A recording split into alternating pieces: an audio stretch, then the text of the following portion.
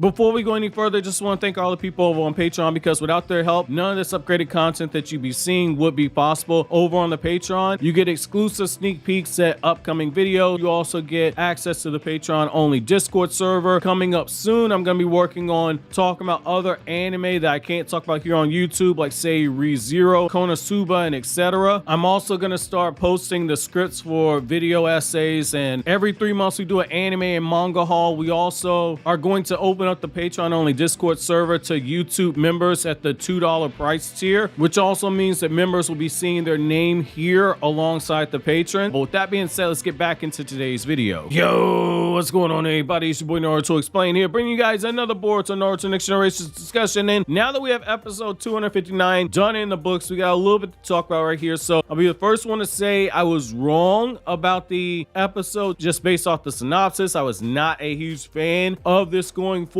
I thought it was going to be a episode heavily centered on Mitsuki and his cat, and Mitsuki essentially learning that his cat had found a new owner and had stopped loving him. I was like, dude, like, I'm not looking forward to watching this. I'm more interested in the police force aspect. This episode actually balanced it and dealt with the police force aspect for the whole central plot of the story, and the whole thing with Mitsuki and Mitsuki meeting that young woman that was taking care of his cat. I'm fine with that. I'm fine with that because they didn't just beat you over the head with this aspect of it right here. So now that we got my initial thoughts out of the way, let's go ahead and get into the recap portion of it right here. So I like how after you have the moment where Team 7's like, dude, we've been looking for these attackers for a long time. We're starting to get tired from all these nightly patrols. They're attacking former shinobi, in particular wind release shinobi. We need to catch this person soon. When Mitsuki is talking to that young woman that was taking care of the cat that was playing the flute, the first thing that stands out right there is like, you look at the flute and there were signs that there was a blade hidden inside of it, and just in the way that Mitsuki was kind of paying attention for a second, I was like, maybe Mitsuki is just looking at her and he's getting a little tingly feeling, and Mitsuki's like, man, daddy never told me what happens when I get around a cute girl. Maybe Boruto doesn't need to be my Jogan princess. Maybe I should be using my little pussy cat in order to try and get some pussy. That way I can check off another item on the bucket list where I surpass Konohamaru Sensei. That's where I thought the episode was going, but boy was I wrong. Essentially, it's a sweet, wholesome conversation where Mitsuki is like, man, you know, I had to be away from the village for a long time. You're taking care of my cat for me. And the girl says that she's been living with her older brother, and she's saying like, I can't be free. And that was your sign right there that something was wrong, because she says that she has no friends inside the village. She's just living with her older brother, and she's saying that she can't be free. Mitsuki's looking at her. After Mitsuki peeps that Odin shop that her brother's using, her brother's like, yo, you can't be friends with shinobi. I told you, you should know better. She's trying to stick up for Mitsuki. The red flags are there, and they did a good job of just making it clear early on that like this girl and her brother, they're behind everything. I thought it was kind of cool to see that, and I like how they actually use this cat as a little bit of anchor for that. Now, the other thing on this is that I like how Mitsuki, as they're watching over the section of the village where they're waiting to see if somebody's gonna be attacked, we see a couple things pop up where Mitsuki hears something, and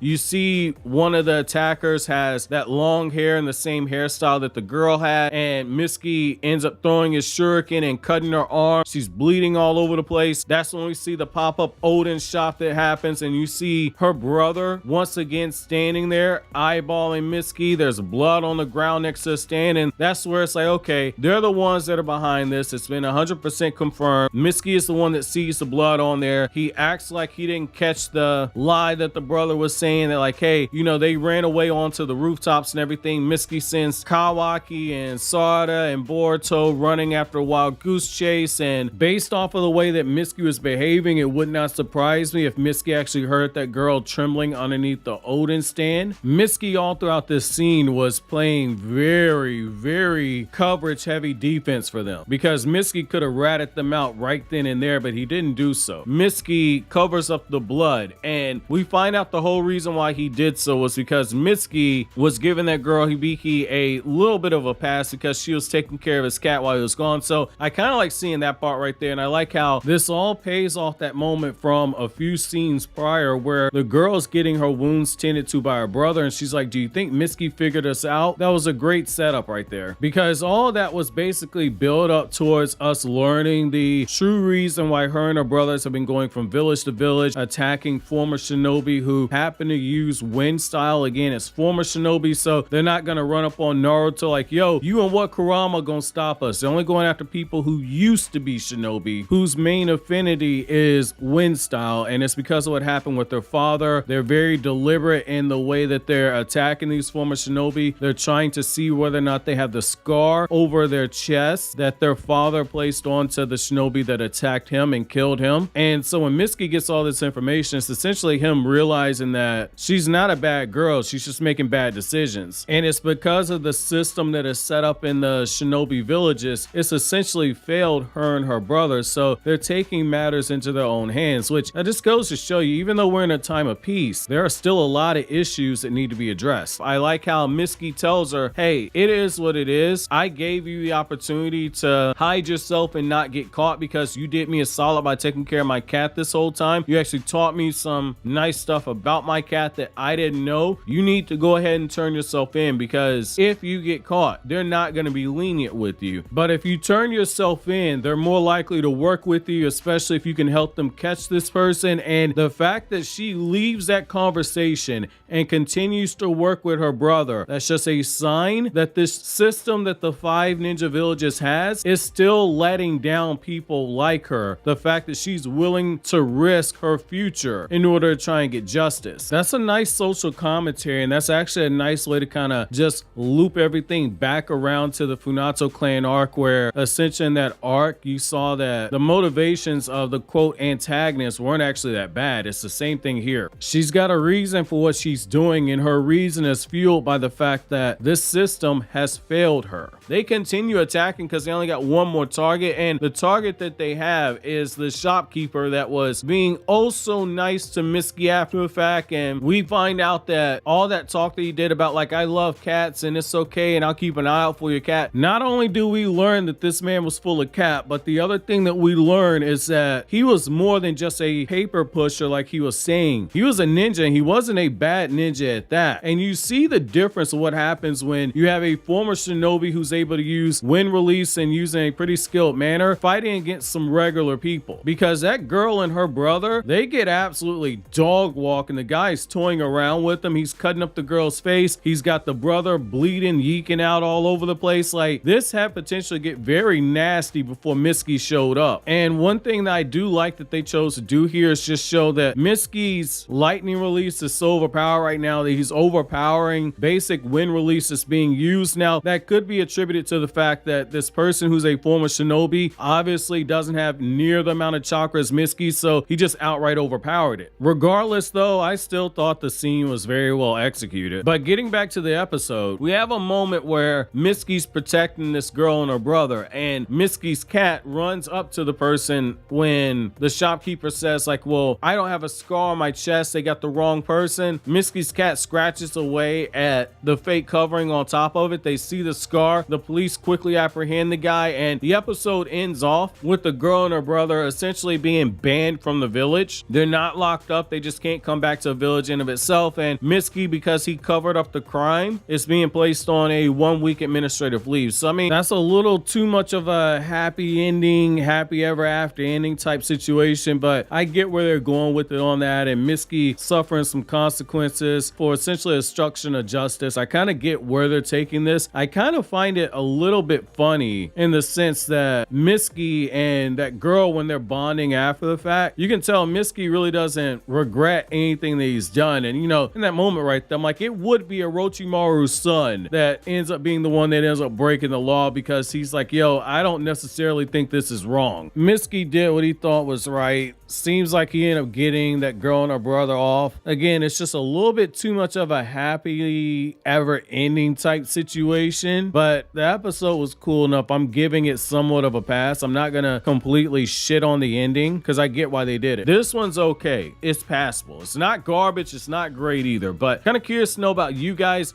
Do you guys think that this was too soft of a punishment for Mitsuki's little girlfriend? And how do you feel about the fact that Orochimaru did not give his son to talk about the birds and the bees? Let me know what you guys think down in the comment section below. That was so fucked up, because we all know the only birds and bees talk that Mitsuki wants is to learn about the birds and the bees with this little Jogan princess. You might be thinking I'm joking, but you know, Kodachi did say that, you know, he wanted to have a bisexual Boruto character. But on a serious note, do you guys think that Mitsuki did the right thing by covering up for that girl and her brother? Or do you think he should just turn them in? Let me know down in the comment section below.